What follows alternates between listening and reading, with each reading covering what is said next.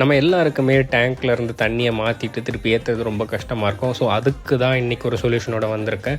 இந்த கிளாம்பை பார்த்தீங்கன்னா இது ஒரு ஹோஸு. இந்த ஹோஸில் வந்து யூஸ் டைப்பில் இருக்கும். ஸோ இதை வந்து நம்ம பைப்போட கனெக்ட் பண்ணி அதை டைட் பண்ணிட்டீங்க அப்படின்னா ஸோ அந்த பைப் கீழே வரையும் போகும். ஸோ அது வழியாக நம்ம வாட்டரை வந்து ஈஸியாக ரிமூவ் பண்ணிக்கலாம். நம்ம கையில் பிடிச்சிட்டே இருக்க தேவையில்லை. ஸோ அடுத்து பார்த்திங்கன்னா வாட்டர் திருப்பி ரீஃபில் பண்ணும்போது நம்ம இப்படியே டேரெக்டாக கொடுக்கும்போது நம்ம பிளான்ஸ் எல்லாம் வந்து தள்ளி விட்டுரும். ஸோ அதுக்கு பதிலாக தான் நம்ம இந்த ஜே பைப்பை வந்து நம்ம வந்து கொண்டு வந்திருக்கோம்.